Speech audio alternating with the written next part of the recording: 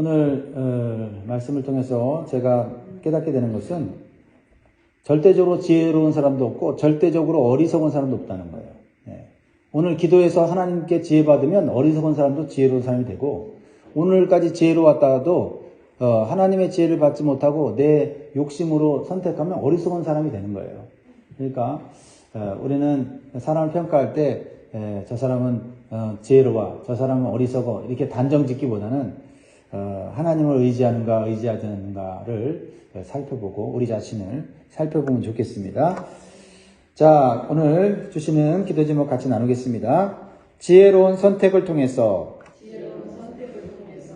하나님의 선한 도구로 사용받게 하소서. 아멘. 우리는 살아가면서 많은 선택의 순간에 봉착하게 됩니다. 선택에는 무엇보다도 지혜가 필요하죠. 무조건적으로 내가 보기에 좋고 내가 하고 싶어서 선택하게 되면 낭패를 당하는 경우가 많습니다. 지혜가 없는 선택은 오히려 더 많은 문제를 발생시킵니다. 그래서 선택하기 어려울 때는 자기 혼자 결정하기보다는 주변에 지혜로운 사람들에게 조언을 구하는 것도 하나의 좋은 방법입니다. 하지만 누구의 조언을 들어서 선택하든 그 선택에 대한 책임은 자기 자신에게 있다라는 겁니다. 그래서 우리는 사람의 조언을 듣더라도 그 조언을 분별할 수 있는 지혜를 하나님께 구해야 됩니다. 그래야만 실수하지 않고 좋은 선택을 할 수 있는 것입니다. 그래서 우리는 야고보서 1장 5절의 말씀을 믿고 구해야 됩니다. 너희 중에 누구든지 지혜가 부족하거든 모든 사람에게 후히 주시고 꾸짖지 아니하시는 하나님께 구하라. 그리하면 주시리라. 하나님의 지혜를 구해서 선택하게 되면 후회할 일이 없다. 오히려 더 풍성한 결과를 낳는다라는 것입니다. 그런데 오늘 본문에 나타나는 르호보암 왕의 선택은 너무나도 안타까운 선택이었습니다. 지혜로운 선택을 하지 못하고 이기적인 선택을 하였습니다. 이기적인 선택이 낳는 결과는 생각하는 것보다 많은 문제를 발생시키는 걸 보게 돼요. 12절에 보면 3일 만에 여로보암과 모든 백성이 르호보암에게 나왔으니 이는 왕이 명령하여 이르기를 3일 만에 내게로 다시 오라 하였습니다. 이스라엘 백성들이 특별히 북부 지파에 속한 10지파 이스라엘 백성들이 찾아와서 르호보암에게 당신이 왕이 되었으니 우리에게 메인 멍에를 좀 가볍게 해주십시오. 솔로몬 왕 시대에 우리는 너무나 많은 노역을 감당하느라 고통스러웠습니다. 그리고 또 과중한 세금을 내느라 우리가 허리가 휘었습니다. 라고 하면서 르호보암 왕에게 자신들의 멍에를 가볍게 해달라고 했습니다. 그래서 르호보암은 고민을 하다가 3일을 달라고 하고 두 부류의 사람들에게 조언을 구했죠. 결국은 누구의 조언을 선택하는가? 13절에 보면 왕이 포악한 말로 백성에게 대답할세 노인의 자문을 버리고 어린 사람들의 자문을 따라 그들에게 말하여 이르되 내 아버지는 너희의 멍에를 무겁게 하였으나 나는 너희의 멍에를 더욱 무겁게 하리라. 내 아버지는 채찍으로 너희를 징계하였으나 나는 전갈 채찍으로 너희를 징치하리라 하니라. 3일 동안 고민했는데 결국 지혜로운 노인의 자문을 버리고 어린 사람들의 자문을 따라 선택하게 되었다라는 겁니다. 이런 선택을 통해서 르호보암의 선택은 어떤 선택이었느냐? 이기적이고 자기중심적인 선택을 했다는 것을 우리는 보게 됩니다. 사람은요, 본능적으로 자기 자신을 위한 이기적인 선택을 하는데 익숙해요. 그냥 선택하면 이기적인 거예요. 생각하지 않고 선택하면 그냥 나를 위한 거거든요. 이기적인 선택은 당장은 나에게 좋은 것 같지만 결과적으로는 주변 사람들과의 관계를 깨트리는 거예요. 그러니까 내 선택이 주변 사람들의 관계를 깨트리면 내 선택은 그의 좋은 선택은 아니구나 라고 생각하면 돼요. 르호보암의 이기적인 선택은 자신의 멍에를 가볍게 하려는 북부 지파의 요구를 무시하는 결과를 낳았어요. 그래서 북부 10지파는 르호보암의 선택에 따라서 분노하고 그리고 결국은 다윗 왕가를 떠나는 그런 결정을 하게 됩니다. 16절이죠. 온 이스라엘이 자기들의 말을 왕이 듣지 아니함을 보고 왕에게 대답하여 이르되 우리가 다윗과 무슨 관계가 있느냐? 이새의 아들에게서 받을 유산이 없도다. 이스라엘아 너희의 장막으로 돌아가라. 다윗이여 이제 너는 내 집이나 돌아보라 하고 이스라엘이 그 장막으로 돌아가니라. 이렇게 이기적이고 자기중심적인 선택을 하는 사람은 결국 자신의 주변에 남는 사람이 없다라는 겁니다. 제가 어떤 글을 읽게 되었는데요. 이런 글이었어요. 불행하게 되는 방법이라는 신문 칼럼이었는데요. 내용이 이렇습니다. 당신 자신에 대해서만 생각하라. 당신에 관해서만 이야기하라. 나라는 단어를 가능한 자주 사용하고 상대방의 의견 속에 당신 자신의 입장을 계속 주장하라. 모든 일에 당신 의견에 동의할 것을 요구하라. 당신이 베풀어준 봉사를 결코 잊지 말고 그것을 거듭거듭 자랑하라. 사람이 이렇게 나 중심으로 생각하며 살면 결과적으로는 모든 관계가 끊어져서 불행해진다라는 것입니다. 그래서 우리가요, 좋은 결과를 가져오는 선택을 하기 위해서는 나 자신을 위한 선택보다는 다른 사람을 위한 선택을 할 때 좋은 결과를 얻을 수 있다는 거예요. 어떻게 선택해야 될지 잘 모를 때는 이게 내 자신을 위한 건가 아니면 다른 사람을 위한 선택인가를 생각했을 때 다른 사람에게 유리한 선택을 하게 될 때 결국 나한테도 좋은 결과를 가져오게 된다는 겁니다. 하지만 우리는 믿음의 사람이에요. 믿음의 사람이라면 한 단계 더 높은 생각을 해야 된다. 그것은 어떤 선택을 하든지 하나님께 묻고 하나님의 지혜를 구해서 하나님이 원하시는 선택을 하도록 애를 쓸 때 우리는 더 좋은 선택을 할 수 있게 된다라는 것입니다. 때로 사람의 조언을 들어도 그것이 문제가 발생할 수도 있어요. 그렇죠? 또 다른 사람을 위한 선택이라 할지라도 그것이 또 좋은 결과를 낳지 못할 때가 있어요. 그래서 우리 믿는 사람들은 하나님께 구하고 하나님의 지혜를 얻어서 선택해야 됩니다. 그런데 르호보암은요, 최악의 선택을 한 거예요. 자기 자신만을 위한 선택을 했을 뿐만 아니라 하나님께 묻지도 않고 무조건 자기가 원하는 대로 고집대로 선택을 했다는 거예요. 그래서 결국 어떻게 돼요? 이스라엘 나라는 두 나라로 분열되고 말았습니다. 우리는 지혜로운 사도 바울의 선택 기준을 배워야 됩니다. 사도 바울은 어떤 선택 기준을 갖고 있었냐? 첫 번째 선택 기준은 하나님의 영광이었습니다. 내 선택이 하나님께 영광이 되는가? 하나님의 이름이 높아지는 건가? 하는 것을 생각하는 거예요. 두 번째는 다른 사람의 유익을 위한 거였어요. 이게 다른 사람들에게 유익을 주는 것인가? 오직 나만 유익을 주는 것인가가 아니라 다른 사람에게 유익을 주는 거다. 그래서 사도 바울은요, 이러한 그 선택 기준을 통해서 교회 공동체를 하나로 만드는 데 힘썼고 서로 기쁨과 은혜가 충만한 그러한 삶을 살았다는 것을 보게 돼요. 그래서 그 원칙이 고린도전서 10장 31절에서 33절이 나오는데요. 마음에 새기면 좋겠어요. 31절에 그런즉 너희가 먹든지 마시든지 무엇을 하든지 다 하나님의 영광을 위하여 하라. 32절 유대인에게나 헬라인에게나 하나님의 교회나 거치는 자가 되지 말고 나와 같이 모든 일에 모든 사람을 기쁘게 하여 자신의 유익을 구하지 아니하고 많은 사람의 유익을 구하여 그들로 구원을 받게 하라. 그러니까 사도 바울의 선택 기준은 상당히 분명했던 것 같아요.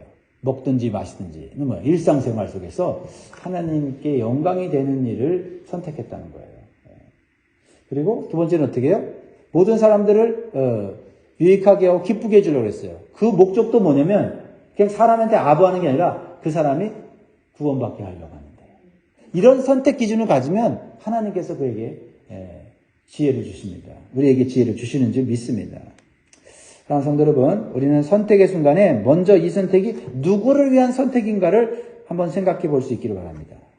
나 자신을 위한 이기적인 선택이라면 좀 더 다른 사람들을 위한 선택을 할 수 있기를 바랍니다. 더 나아가 하나님의 영광을 위한 선택을 할 수 있기를 주의 이름으로 축복합니다. 한 가지 우리가 깊이 묵상해야 될 것은 르호보암의 어리석은 선택은 하나님의 뜻을 이루는 도구가 되었다는 거예요. 사실 오늘 본문의 핵심은 이거예요. 15절 같이 있습니다. 왕이 이같이 백성의 말을 듣지 아니하였으니 이 일은 여호와께로 말미암아 난 것이라. 여호와께서 전에 실로 사람 아히야로 르밧의 아들 여로보암에게 하신 말씀을 이루게 하심이더라. 이것은 사람이 무엇을 선택하든지 그 선택을 통해서 자신의 뜻이 이루어지는 것 같지만 결국은 하나님의 뜻이 성취된다는 거예요. 어리석은 선택을 통해서도 하나님의 뜻이 이루어지고 지혜로운 선택을 통해서도 하나님의 뜻이 이루어진다는 거예요. 그래서 잠언 19장 21절에 보면 사람의 마음에는 많은 계획이 있어도 오직 여호와의 뜻만이 완전히 서리라는 거예요. 굉장히 이거는 오묘한 하나님의 역사고 섭리고 영적인 원리입니다. 다시 말해서 이것은 역사를 주관하시고 섭리하시는 하나님의 주권과 공의를 보여주는 그러한 그림인 거예요. 르호보암은요, 두 가지 조언에 대해서 선택할 수 있는 기회가 분명히 있었어요. 그러니까 자기가 할 수 있었어요. 선택은 르호보암의 몫이에요. 그래서 르호보암은 자기 원하는 대로 선택했어요. 근데 그것이 어리석은 선택이었어요. 신학자 폴 하우스는 르호보암의 어리석은 선택과 결과에 대해서 이렇게 말하고 있어요. 하나님은 주권자이시다. 하지만 르호보암의 결정은 자신의 것이다라는 거예요. 하나님의 말씀의 성취가 이루어졌다고 해서 르호보암은 잘못이 없는 것이 아니란 말이에요. 하나님의 뜻이 다 이루어진다면 르호보암이 그렇게 선택한 것은 그것은 하나님이 그렇게 하게 한 것인가 그렇게 말할 수가 없다라는 거예요. 왜냐하면 하나님은 자신의 주권을 실행하기 위해서 자신의 말씀과 뜻을 이루시기 위해서 처음부터 르호보암을 버려두지는 않았었다는 거예요. 분명히 그에게 좋은 것을 선택할 수 있는 기회를 주셨어요. 그러나 그 좋은 것을 선택하지 못했어요. 그 이유가 뭐예요? 하나님께 있는 게 아니고 지혜로운 조언을 버리고 자기의 이기적이고 탐욕적인 마음을 따랐기 때문이라는 거죠. 애굽의 바로왕도 그랬어요. 이스라엘 백성들이 출애굽할 때 바로왕이 10가지 재앙을 받게 돼요. 근데 10가지 재앙을 받은 것은 하나님의 징계였지만 사실은 또 10가지 하나님의 기회였죠. 하나님께 순복하고 이스라엘 백성을 해방시키라고 하는 하나님의 뜻을 전했어요. 이 뜻은 하나님이 결코 변개하지 않으세요. 이루실 거예요. 그런데 순종함으로 이루느냐 아니면 불순종함으로 이루느냐는 누구에게 달려있어요? 바로 왕에게 달려있었다는 거죠. 그러나 바로는 끝까지 자신의 이익과 욕심을 따라서 선택을 했어요. 그래서 10가지 재앙을 다 받습니다. 그러나 이스라엘을 구원하고자 하는 하나님의 뜻을 막지는 못해요. 그래서 결국은 악한 도구로 하나님의 뜻을 성취하게 되었다는 겁니다.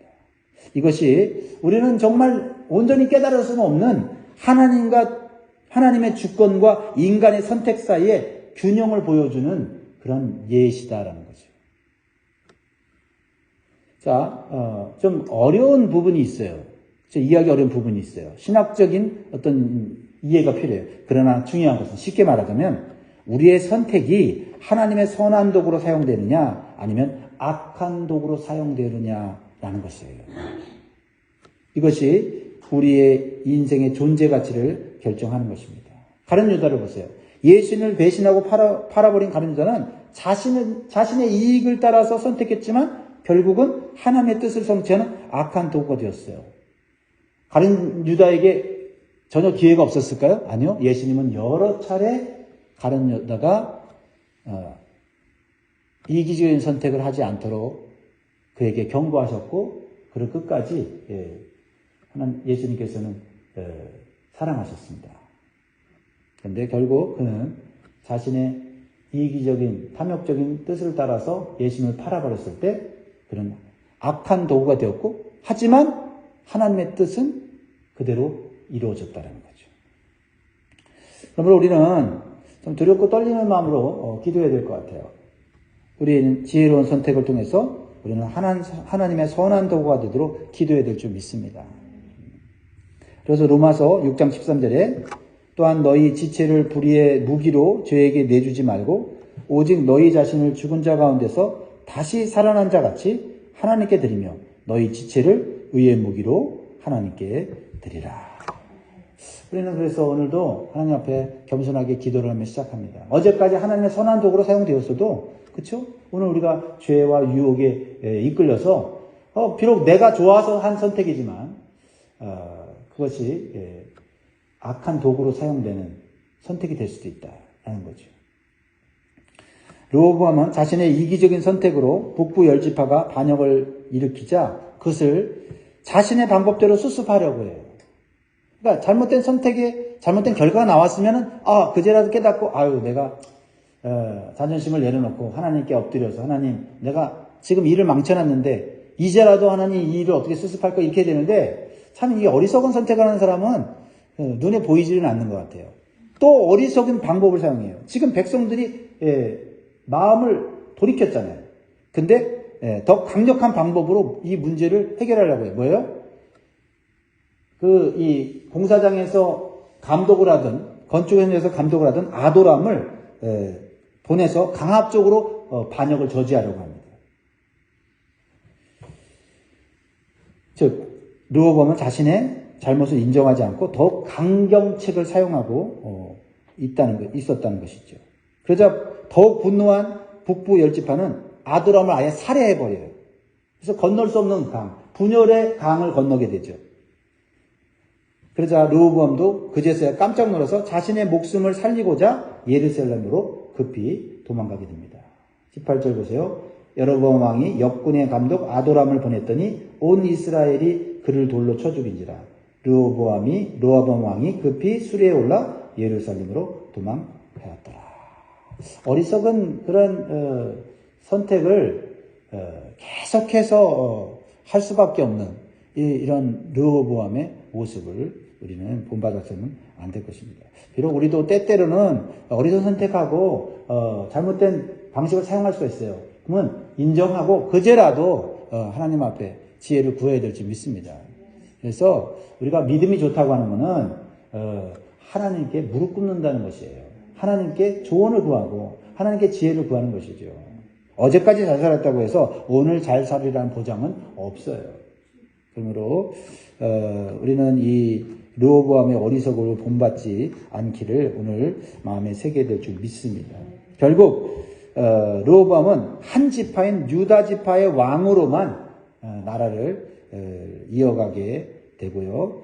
북부 열 지파는 여로보암을 왕으로 추대하고 다른 나라를 세우게 됩니다.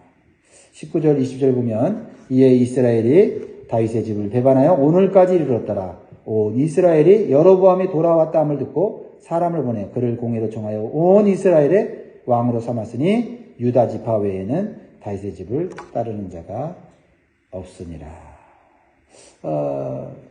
르호보암은 선택의 기회가 있었고 또 그 선택을 자기 마음대로 자기 원하는 대로 했어요. 그러나 자기가 원하는 결과를 만들지는 못했다.